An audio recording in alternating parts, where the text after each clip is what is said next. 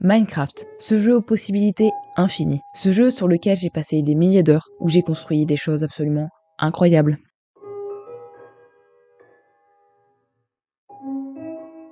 Ce jeu sur lequel j'ai survécu.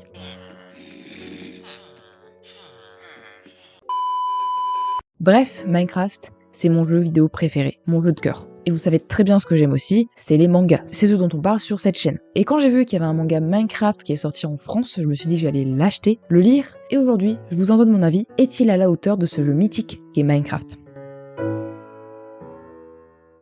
Salut mes petits ananas, j'espère que vous allez bien. Aujourd'hui, on se retrouve pour une vidéo sur le manga de Minecraft. Et je vous ai pas menti, il est vraiment là. J'aurais dû le poser plutôt là, ça aurait été plus pratique. Aujourd'hui, une vidéo sur ce jeu vidéo que j'aime tant. Tous ceux qui suivent mes vidéos, vous voyez déjà très bien que j'aime beaucoup Minecraft par ses deux Lego. Et je vous en ai déjà parlé peut-être à plusieurs reprises, il y a eu des rêves parfois, à des moments.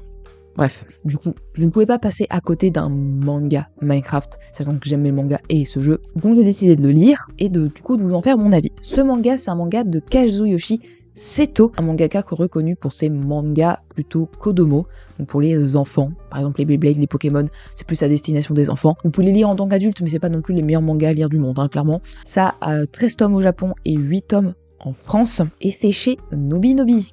Voilà, Nobinobi, qui actuellement, les 2 premiers tomes sont à 3€, c'est pour ça qu'il y a, merde, ce Discord dégueulasse dessus. Minecraft Voyage au bout du monde, ça parle d'un jeune garçon nommé Nick White qui ne rêve que d'une chose, pouvoir un jour marcher dans les traces de son père qui est un grand aventurier, parti explorer le vaste monde de Minecraft. Alors qu'illuminé avec les habitants de son village, il se fait attaquer par une horde de zombies. Nico découvre alors avec surprise qu'il peut repousser les limites du pouvoir du craft, en créant des objets exceptionnels rien qu'avec son imagination. Après avoir vaincu les zombies grâce à une épée qu'il a craftée, il sent que l'heure de partir à l'aventure a sonné. Parviendra-t-il à atteindre le bout du monde de Minecraft ?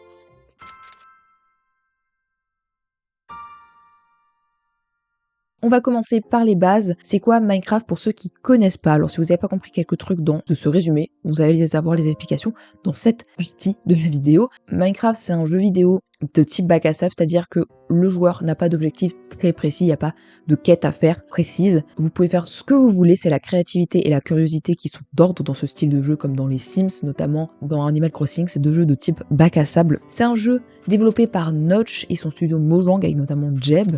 C'est un jeu sorti en version alpha le 10 mai 2009 et officiellement avec sa première version la 1.0 donc le 18 novembre 2011. Depuis 2014, c'est Microsoft qui s'occupe du développement parce qu'ils ont racheté Mojang et s'occupe du coup du développement de Minecraft, de tous les jeux autour et de tous les produits dérivés parce que depuis 2014 il y en a eu des produits dérivés, du coup ce manga en fait partie aussi. Et donc Notch lui est parti de l'aventure parce que ceux qui suivent l'histoire de Minecraft, il a un peu pété un boulon.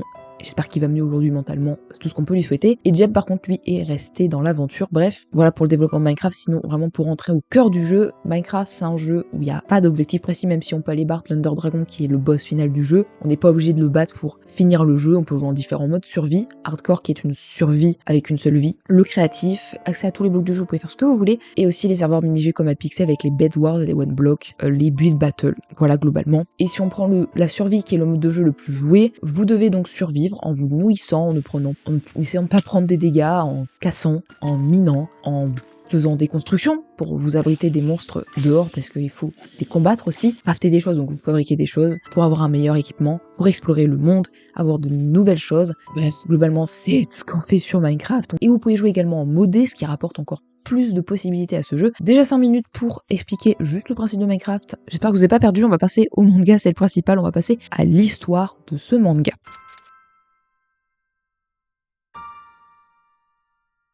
Le manga, donc Minecraft Voyage au bout du monde, c'est clairement un shonen neketsu assez basique, ça reprend tous les codes du shonen neketsu, c'est-à-dire un enfant qui a un objectif et qui entreprend un voyage pour le réaliser, et là il va au bout du monde de Minecraft, pour découvrir le bout du monde justement. Il a un pouvoir spécial, ici le pouvoir du craft, il est orphelin, bon là entre guillemets parce que son père, en réalité, en tout cas on sait pas s'il est décédé, mais en tout cas il est parti explorer le monde, donc il n'a pas vraiment élevé. Ensuite, c'est un enfant clairement un peu naïf qui ne connaît pas tout du monde. Amitié, entraide, esprit d'équipe et combat sont de mise dans ce manga. Bref, les bases d'un shonen neketsu tel que One Piece, Dragon Ball.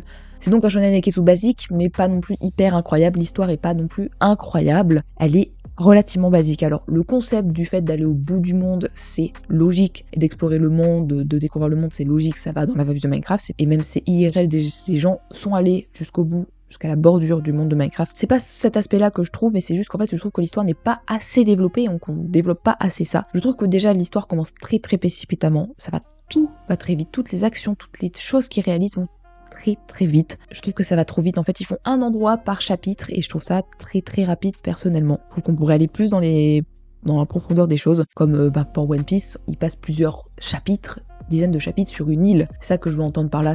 Déjà, c'est trop rapide. Et parlons pas des dialogues qui sont très basiques. Alors voilà, c'est un shonen neketsu, fallait pas s'attendre non plus à un truc exceptionnel, mais ils sont très basiques. Il y a même une phrase que Gray, qui est un personnage zombie, qui a été transformé en zombie par un mode. C'est vrai que j'ai oublié de préciser que le pouvoir de Nico, c'est un mode, donc il ajoute même le concept de mode dedans, on en parlera un petit peu après. Et donc, il répète toujours la même phrase, qui est clairement pas naturelle pour expliquer le pouvoir de Nico. Elle est clairement pas naturelle et je trouve que énormément de dialogues dans ce manga ne sont clairement pas naturels et pas très réalistes. Voilà. Après, une chose très intéressante par contre du coup, c'est les pouvoirs et l'utilisation entre guillemets du concept de mode pour signifier qu'il y a des ajouts qui ne sont pas de base dans le jeu de base. Genre le pouvoir de Nico qui est donc de créer tout ce qu'il veut, le fait que Gray a été transformé en zombie, c'est hyper intéressant d'utiliser cette mécanique là pour ça et je trouve que le pouvoir est même très intéressant. Je trouve aussi que par moments il y a certaines scènes qui sont drôles, qui sont amusantes. Globalement c'est un manga sympathique, pas prise de tête mais pas non plus incroyable. Voilà globalement ce que je dirais sur l'histoire et mon avis un peu sur ce manga au global.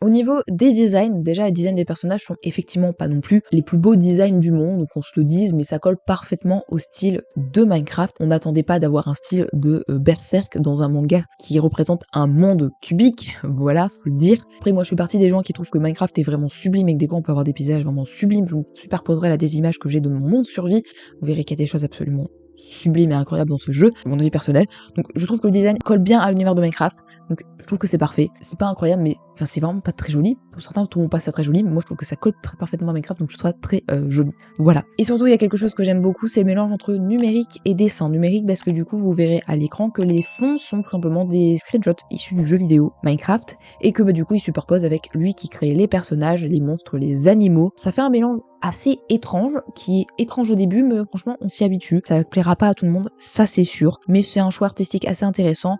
Est-ce qu'il aurait pu créer lui-même les décors? Potentiellement, mais ça aurait pris beaucoup de temps, ça aurait peut-être pas rendu pareil, ça aurait été différent. Je trouve que son choix à Kazuyoshi Seto est un choix intéressant, un mélange assez sympathique. Voilà. Même si clairement, il faut être honnête, parfois ça rend pas très bien, notamment quand il est avec sa mère dans la maison, ça fait très étrange.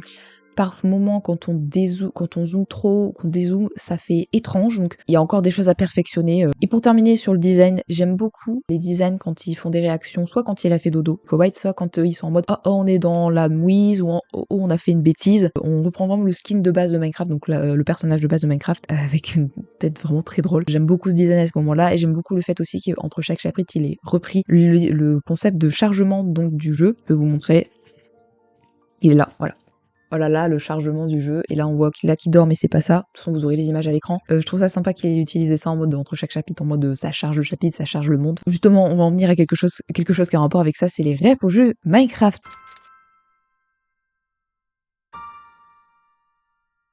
Forcément, c'est un manga sur Minecraft, donc il y a énormément de références. C'est clairement une mine d'or de fanservice, une mine d'or à référence pour tous les fans de Minecraft. Ça m'a amusé de voir toutes les petites rêves, tous les trucs, toutes les mécaniques de Minecraft hyper bien utilisées dans son manga. Et ça reprend vraiment tous les mécaniques du jeu, comme je vous dis, les mécaniques de base, mais aussi le mode pour les pouvoirs ajoutés qui sont pas dans le jeu de base. Mais ça reprend aussi donc les choses de base du jeu, comme déjà les structures, les villages, la tour de pillager, les bateaux aussi qu'on a vu. Bon, ça reprend pas les personnages qui vivent dedans, les villageois, les pillagers. Il a créé ses propres personnages, mais les structures sont les structures de base du jeu. Ça reprend le concept de crafting jusqu'à même la table de craft, donc la fabrication. Ils sont obligés de fabriquer avec une table de craft, qui est comme dans le jeu, c'est drôle. Il y a aussi le principe de miner avec ses mains. Nico, quand il était petit, il cassait des choses avec ses mains, donc c'est comme dans le jeu. Miner aussi dans les grottes avec des pioches. Ensuite, il y a le concept de monstres, on voit les zombies, les squelettes, les drowned aussi, donc les noyés. Ça reprend aussi tous les outils, tous les items, bref, on a vraiment tout le jeu Minecraft dedans, jusqu'à aussi le concept de jumpcraft. Le jumpcraft, c'est de sauter de bloc en bloc pour réaliser un parcours. Il y a même ça à un moment donné. Enfin, il y a vraiment tous les concepts du jeu. Franchement, c'est kiffant de voir son jeu vidéo préféré dans une fiction. Alors peut-être que c'était ça aussi dans le film, que moi je n'ai pas vu. Il est sur fin vidéo, il faudra peut-être que je le regarde un jour. Et encore, je vous ai pas tout cité, il y a aussi le concept de survie avec les cœurs, la nourriture, parce qu'on doit se nourrir, la respiration sous l'eau, même les potions. Enfin, il y a Il y a vraiment tout en fait de A à Z qui a été repris. Enfin bref, je vais pas tout vous citer. Mais globalement, c'est vraiment un manga fanservice, quoi, pour ceux qui kiffent Minecraft, comme moi par exemple. Voilà.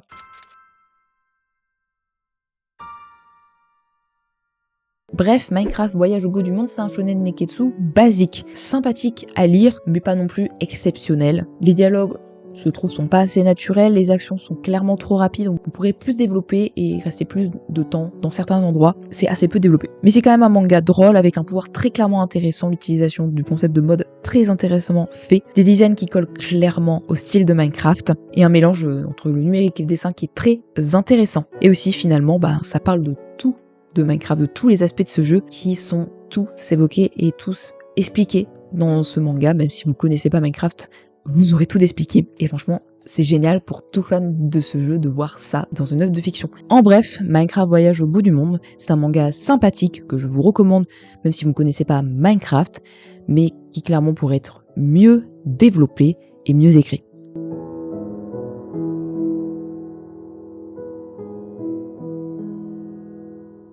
Donc voilà, c'est déjà la fin de cette vidéo, j'espère qu'elle vous aura plu, j'espère vous avoir assez bien expliqué pourquoi je vous recommande ce manga et pourquoi je l'apprécie. N'hésitez pas du coup, voilà, en ce moment, si vous voulez lire les 2 premiers tomes, ils sont à 3€ chez Nobinobi, je ne suis absolument pas payé pour en parler puisque je les ai payés de ma poche. Voilà. Dites-moi si vous avez lu le manga, dites-moi votre avis en commentaire. N'hésitez pas à me dire aussi ce que vous pensez de mes bâtiments que je vous aurais montré au début du jeu, au début de la vidéo dans l'intro, parce que c'est des photos de moi, de choses que j'ai faites. Voilà. Alors c'est pas au niveau des châteaux de Roi Louis, mais Roi Louis, il y a un niveau absolument monumental en bâtiment. Je suis très contente de vous avoir partagé un manga de mon jeu vidéo préféré, et j'espère vraiment que cette vidéo vous aura plu, puis on se retrouve la semaine prochaine pour une prochaine vidéo. Normalement, du coup, ce sera les news manga, déjà. Bye bye.